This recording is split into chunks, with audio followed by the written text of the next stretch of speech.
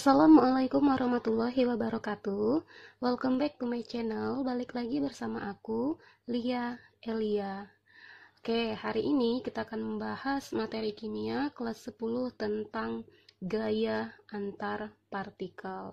Yuk langsung kita bahas materinya. Oke ya, gaya antar partikel yang akan kita pelajari kali ini ada 3. Yang pertama gaya van der Waals, kemudian yang kedua nanti ada ikatan hidrogen, dan yang ketiga ada ikatan logam. Yuk kita bahas yang pertama dulu ya, gaya van der Waals. Oke, gaya van der Waals. Nah, oke ya. Nah, gaya antar partikel yang pertama yang akan kita pelajari adalah gaya van der Waals. Oke. Untuk gaya van der Waals itu sendiri akan kita kelompokkan menjadi 3 kelompok.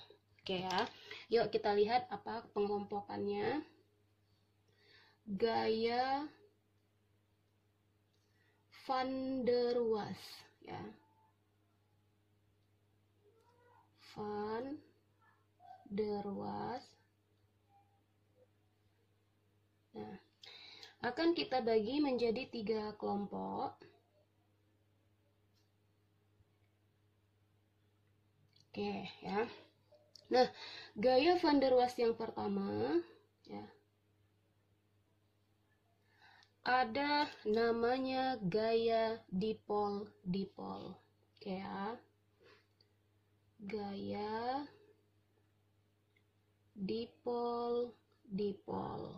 Oke.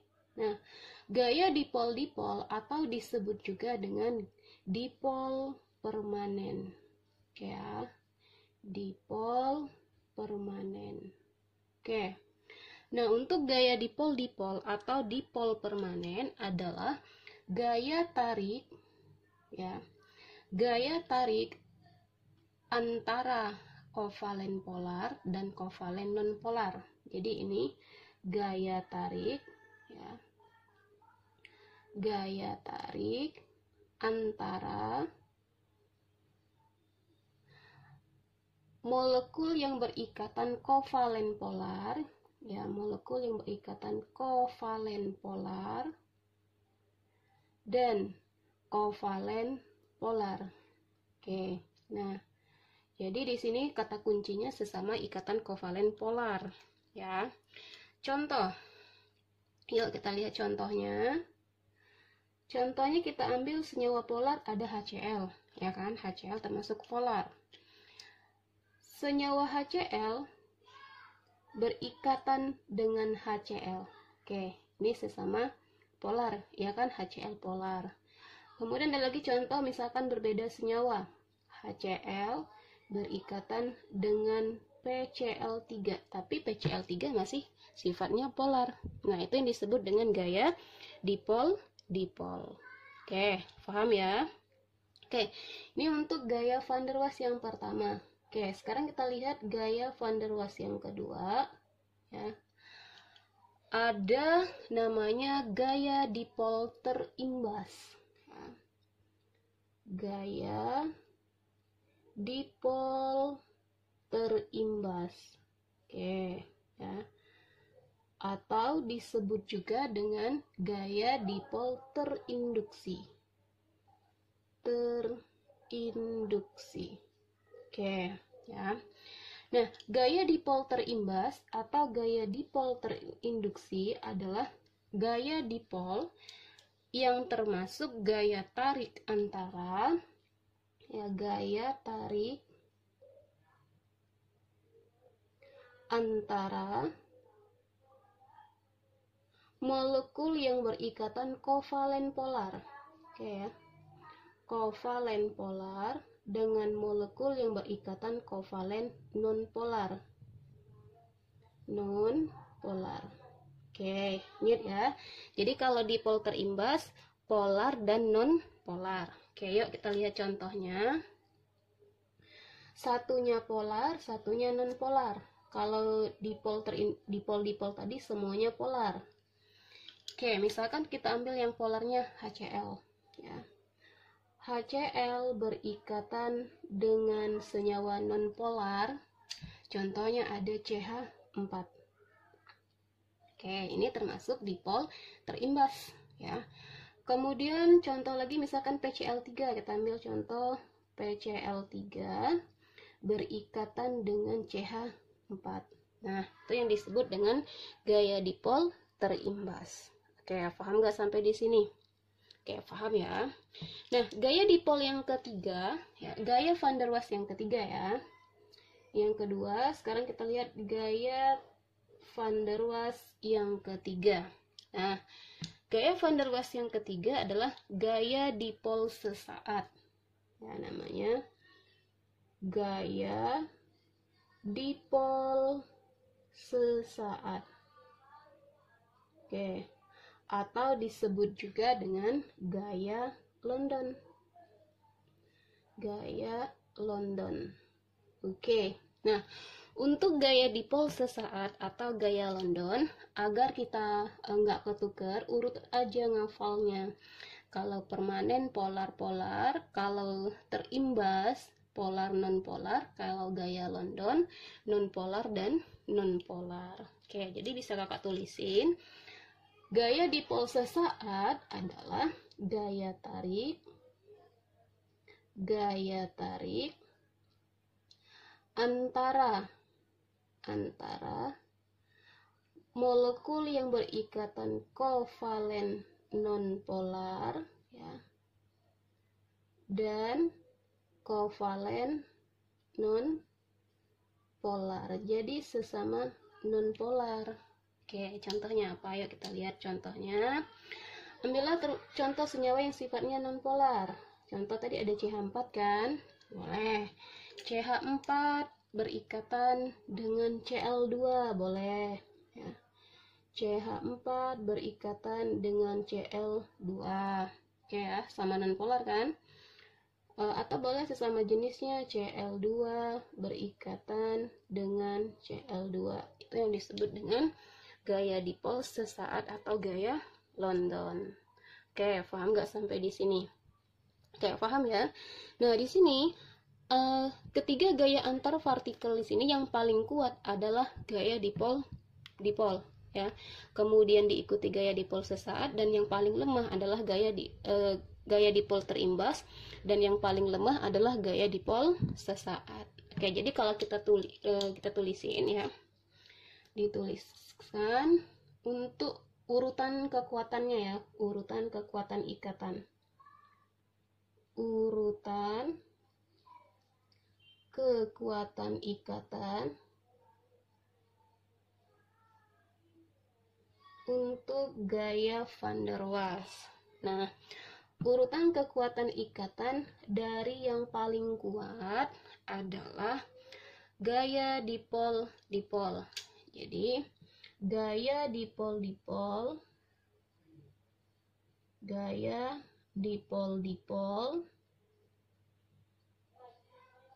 lebih kuat ikatannya daripada gaya dipol sesaat. Gaya dipol gaya terimbas dulu ya. Terimbas. Kemudian, gaya dipol terimbas lebih kuat daripada gaya dipol sesaat. Gaya dipol sesaat. Nah, oke. Jadi kalau dari kekuatan gaya ikatannya, bisa kita tentukan nanti siapa yang mempunyai titik didih yang paling besar. Oke, logikanya siapa? Ayo coba kita lihat dari urutan kekuatan ikatannya. Kalau dalam suatu senyawa, ikatan mereka semakin kuat, artinya mereka susah diputus. Ya enggak? Kalau susah diputus, berarti membutuhkan energi yang lebih tinggi untuk memutuskan ikatannya. Sehingga, urutan kekuatan ikatan ini akan berbanding lurus dengan titik didih. Jadi bisa kita simpulkan nanti, titik didih senyawa yang mempunyai gaya dipol akan lebih besar daripada gaya dipol terimbas, lebih besar daripada gaya dipol sesaat. Oke, paham nggak sampai di sini? Oke, paham ya? Oke, sekarang kita masuk ke gaya antar partikel yang kedua. Ya. Gaya antar partikel yang kedua, ada ikatan hidrogen. Nah, jadi yang kedua ini ikatan hidrogen. Oke, ya.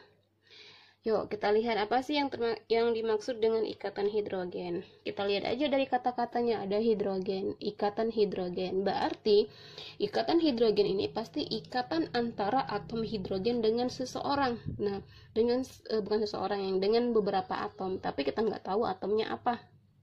Ya, jadi ikatan hidrogen ini adalah ikatan ya antara atom hidrogen ya dengan unsur atau dengan atom yang sangat elektronegatif, yang sangat sangat elektronegatif. Oke. Nah, inilah yang disebut dengan ikatan hidrogen. Nah, atom apa saja yang termasuk elektronegatif? Ada 3 atom. F, O, N. Nah, atau trik cara kakak mengingatnya, ya trik jitunya ya, kita terus aja. Trik jitu mengingatnya, ya. Ingat aja kalau ikatan hidrogen itu adalah ikatan handphone. Nah, oke, kita lihat gimana yang termasuk handphone. Jadi contohnya, ya dari ini kita singkat aja handphone. Ya. Jadi ikatan antara atom hidrogen, oke, ikatan antara atom hidrogen, oke, dengan unsur FON. FON. Jadi bacanya handphone. Nah, jadi biar cepat ingat, ya enggak? Oke, ini yang disebut dengan ikatan hidrogen. Nah, untuk H dengan F, contoh senyawanya ada HF. H dengan O, contohnya H2O. H dengan N, contoh senyawanya NH3. Oke, jadi kalau kita tulis kayak gini nanti, ada HF. Molekul HF yang pertama bisa berikatan dengan HF yang kedua, bisa berikatan dengan HF yang ketiga. Nah, inilah yang dikatakan dengan ikatan hidrogen. Ini ya yang ikatan hidrogennya, antar molekul. Ikatan hidrogen. Oke, bisa ya. Nah, ini antara H dengan F. Kalau H dengan O, contohnya di H2O. Bisa diuraikan ya. Cobalah kita uraikan aja. Yang H2O. H2O. H-O-H. Ada HOH lagi. H-O-H. Nah, yang mana ikatan hidrogen? Ini bisa ikatan hidrogen, ya kan? Kemudian ini juga bisa ikatan hidrogen. Oke, jadi intinya ikatan hidrogen ini adalah ikatan atom hidrogen dengan F, dengan O, atau dengan N. Oke, paham ya? Nah, di sini bisa kita ambil suatu kesimpulan ya. Titik didih ikatan hidrogen. Oke, ini patokannya nanti kalau di soal kita disuruh menentukan titik didih suatu senyawa. Oke ya. Titik didih ikatan hidrogen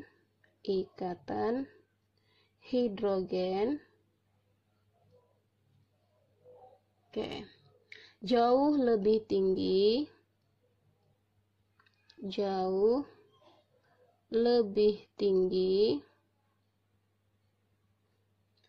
daripada gaya van der Waals. Oke, daripada gaya van der Waals, walaupun nanti titik didih dari ikatan hidrogen itu lebih kecil. Van der Waals. Oke, paham ya? Contohnya kayak gini. Misalkan kakak ada contoh senyawa HF ya. HF ini termasuk unsur golongan hidrogen dengan F ya. Kemudian ada satu lagi HCl. Nah, ini kan ikatan antara atom hidrogen dengan unsur golongan 7A. Nah, F ini unsur yang paling atas, sedangkan Cl ini yang di bawah F. Otomatis Cl ini kan lebih besar nomor atom masanya, sedangkan F juga F akan lebih kecil daripada Cl.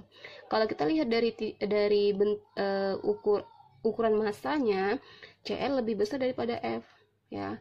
Nah, tapi kalau kita tidak melihat ikatan hidrogen di sini, pasti si HCl lebih besar.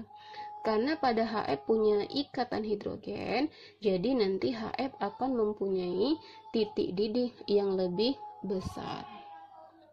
Oke, ini titik didih ya. Titik didih HF akan lebih besar daripada HCl, karena pada HF mengandung ikatan hidrogen. Oke, paham ya? Oke, yuk langsung kita masuk ke ikatan gaya antar partikel yang ketiga. Ada ikatan logam. Ikatan logam. Nah, seperti apa sih yang termasuk ikatan logam? Oke, kita lihat ya. Ikatan logam ya adalah ikatan antara kation logam dengan lautan elektron. Jadi kesimpulannya kayak gini ya. Kristal logam, ya jadi kristal-kristal logam itu akan tersusun atas kation. Nah, kita ambil contoh lah, misalkan logam emas. Nah, logam emas nanti akan tersusun dari kation-kation emas. Nih, kationnya ya, Au+, kemudian lagi ada Au+, ya. Nah, jadi intinya, kristal logam akan tersusun atas kation-kation logam. Nah, kation logam yang tidak dapat bergerak. Oke, kemudian nanti kation logam ini dikelilingi oleh lautan elektron valensi. Jadi masing-masing punya lautan elektron valensi. Oke, jadi ini elektron negatif ya. Ada elektron, ini juga ada lautan elektron valensinya. Nah, oke. Nah, jadi ya, dari yang dimaksud dengan ikatan logam ya, ikatan yang terjadi ya karena ikatan yang terjadi antara kation logam yang tidak dapat bergerak ini tadi dengan suatu elektron valensinya.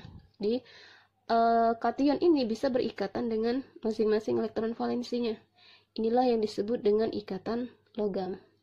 Oke, bahasa gampangnya kayak gini sih ya, kita kalau kakak tulisin yang dimaksud dengan ikatan logam, oke ini ya, ikatan logam,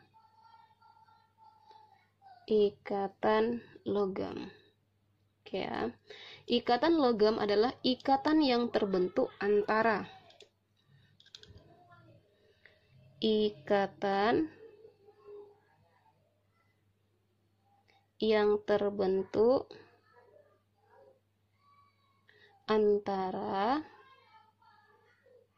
ya, kation logam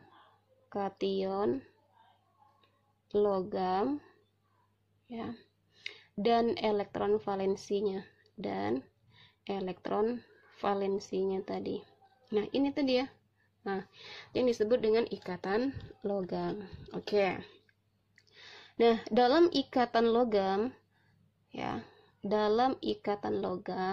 nanti akan bisa kita simpulkan makin banyak jumlah elektron yang digunakan dalam ikatan, maka titik didihnya akan makin tinggi ya. Nah, jadi kita nanti dapat suatu kesimpulan, makin banyak elektron, ini tadi elektron valensinya ya, makin banyak elektron yang digunakan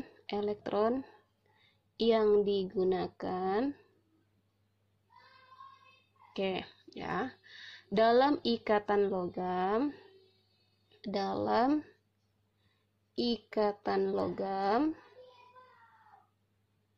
maka titik didihnya akan makin tinggi, ya. Maka titik didih akan semakin tinggi. Oke, untuk lebih paham lagi, coba kerjakan soal latihan ini ya. Soal latihannya, oke, kakak tulis dulu. Soal latihan. Oke, nah, soal latihan yang pertama, ya, perintah soalnya nanti urutkan berdasarkan kekuatan relatif gaya antar molekul, ya. Urutkan titik didih dari yang terbesar ke yang terkecil. Oke, yang pertama ya. Berdasarkan penjelasan tentang kekuatan relatif gaya antar partikel. Oke. Urutkan ya. Titik didih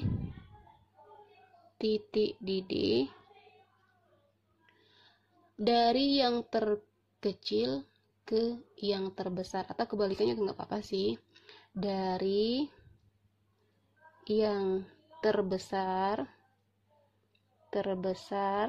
ke terkecil dari ketiga senyawa ini. Oke, senyawanya ada CH3OH, kemudian CH4, ya, satu lagi ada H2. Oke, ya. Soal yang kedua,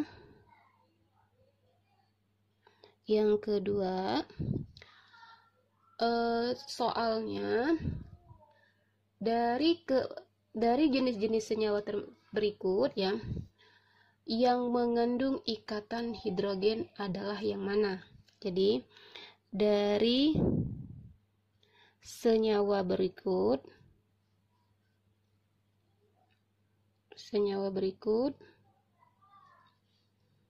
yang mengandung ikatan hidrogen adalah yang mana? Yang mengandung ikatan hidrogen. Oke, coba senyawanya apa aja, yuk kita lihat. Nah, senyawanya ada HCl, kemudian HBr, ya, HI, ada HF, ya, terus dua lagi lah ya, CH3OH, satu lagi misalkan NH3. Nah, jadi kelompokkan yang mana yang mengandung ikatan hidrogen dari senyawa-senyawa tersebut. Oke, paham ya? Oke, sekian video pembelajaran dari kakak. Ya, jika video ini bermanfaat buat kalian, share ke teman-teman kalian ya, biar manfaatnya lebih banyak lagi. Oke, kakak akhiri. Wassalamualaikum warahmatullahi wabarakatuh.